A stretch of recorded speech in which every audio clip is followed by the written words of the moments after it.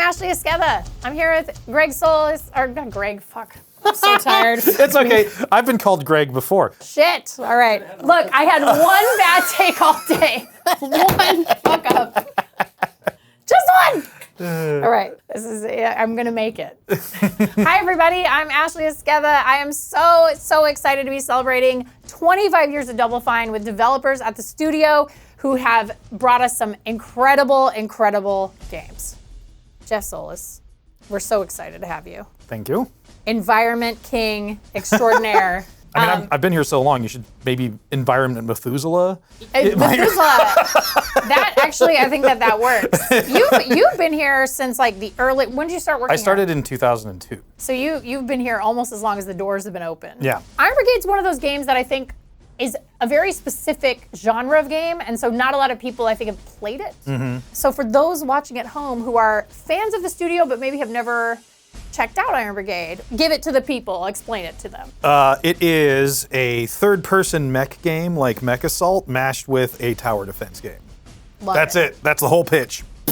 Right there.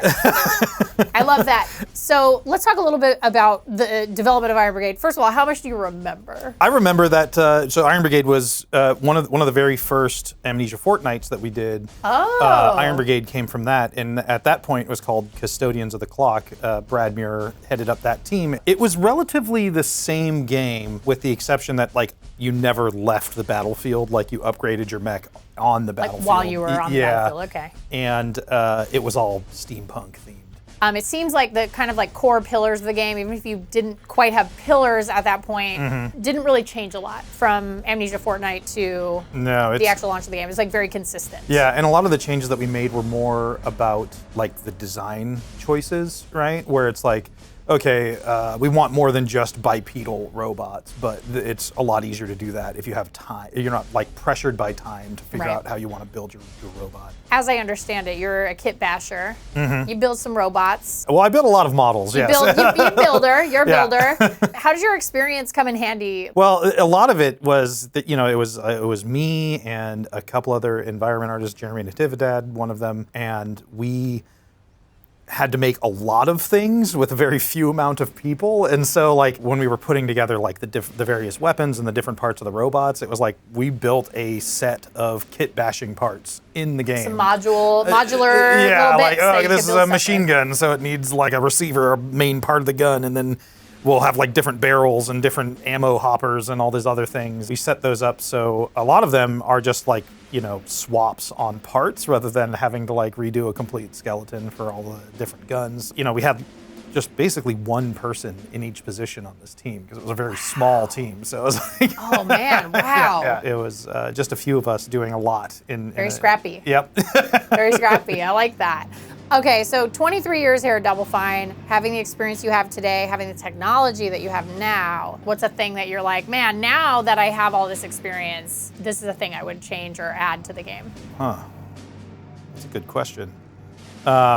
Discord integration? I don't know. Ooh, okay. No, honestly, I think we, not to toot my own horn, I think we made a pretty good game. Yeah. There's not a lot. You're like we nailed it, it's fine. I mean, obviously No there are things that I would change just in terms of like, we have new tools now and we can push more verts, so like it'd have more art, but like, there were things we did in that game that ended up working out really well.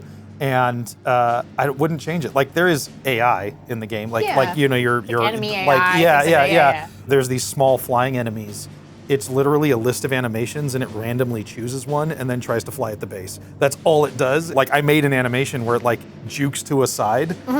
So from the player's perspective, it was like, ooh, it's trying to dodge my shots. And it looks like it's trying to dodge your shots, but absolutely not doing that. Just a random motion. Yep.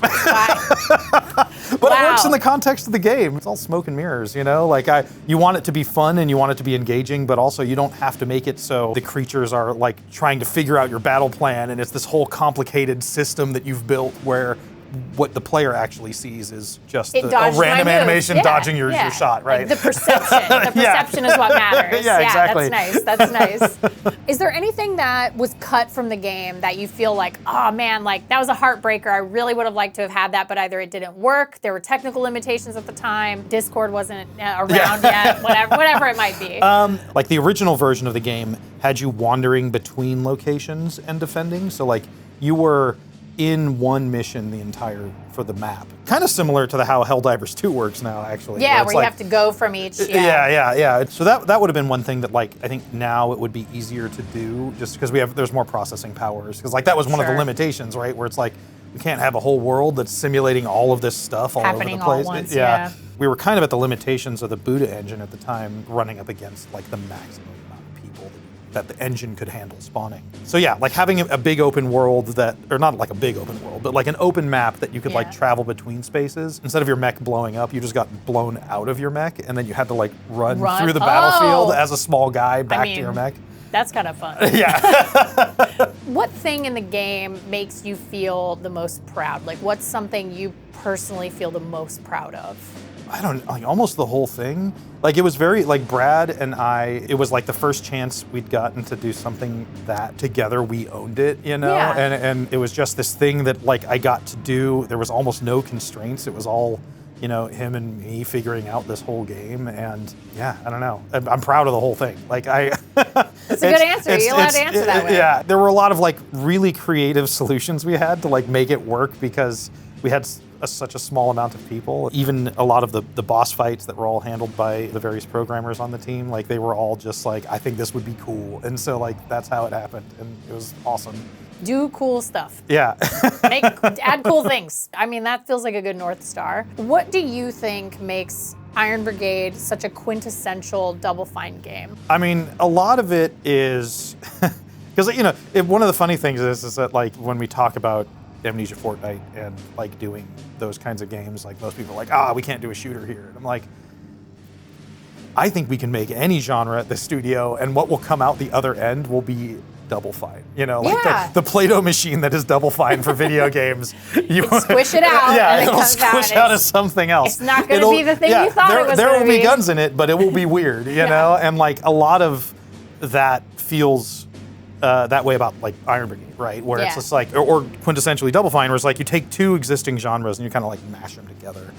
And I think what this studio is really good at is like in that mashing of things together, you come out with something that is unique and interesting and, you know, essentially Double Fine. There's always a little bit of humor in it as well. Like everything in Iron Brigade is absurd on purpose, right? Like one of my favorite guns is this like barrel launcher. It's this massive thing that's strapped onto the side of your robot. And every time you fire a barrel, like a hatch opens, a guy pulls another barrel out and sets it in there and then closes the hatch. And like the space this guy would hang out in is like the size of a shoebox. And that's great. Fantastic. That's really good. That's so fun. That's so fun. All right, so I've heard some rumors. You do like to do some like outdoor survival, cool, like wasteland, like types of things where you're like... I have been known to put costumes on, yes. Yeah. So I thought it would be really fun to have you bring in some stuff and tell us what you would be bringing with you if we were truly attacked by aliens, an alien apocalypse. I know that we have some items here. So, thank you. Easy thing. This is, you know, the basic thing, a little radio. A little radio. Yeah, so you can stay informed. We got a light here though too. Yeah, it's a little survival light on the side. You know, so dual purpose objects. This will help you coordinate with any sort of resistance versus the aliens. That was very nice. Is there a ham radio built into there? I feel like maybe you have like a little. I do like the antenna though. This is very fancy. Okay, what do we have next? What is this? This is a light. It's or a torch if you're from Britain. A torch. You know, it's a good multi-purpose light. You can have it. You know, you can attach it to your outfit, or you can hang it from the ceiling and then change the angle. Look for aliens. Like yeah. I'm assuming the power grid will be blown to pieces. So. Yeah, of course. Yeah, we will have no. There will be no power. We will have no power. Everything will be battery powered. All right, what do we got next? Oh yes, well of course. Yeah. You need your Sarah Connor style sunglasses to, you know. I mean. Look, you literally cool. just became like 40% cooler. Like, that's like incredible. Yeah. Truly amazing transformation. I almost didn't recognize you. What, do we have anything else? Yeah, one more thing. One more Last thing. but not least, tinfoil. The What? quintessential defense against alien mind control. Oh man, yeah, make yourself look here. I'm gonna make you a little hat, okay? We'll make you a little hat while we talk. I know there's some bigger items that you recommend, but that you could not, in fact, get yeah. onto the train. Yes. Well, so I have like a Fallout style shish kebab, and if you're not familiar with Fallout, it's a flaming lawnmower blade. I mean, that does seem very effective against an alien apocalypse. Also, this will protect you from Dogen, Yeah. which you might also need. Okay, there you go. Oh, that's perfect. It can float on top of What a my lovely cloud of fascinator. hair right now. No, it works still. I think it works. This has been very delightful. Thank you for coming to talk to me about Iron Brigade. If you're so inclined, you want to play something a little bit different from what you might think of when you first think of Double Fine, you should check out Iron Brigade. Still plays great. All right, I have been trying to break into your mind for the last 2 minutes, and I can't. So I Excellent, feel it's like working. it's really working. I feel like it's really good. All right, everybody. Well, let's go get some aliens. I'm ready.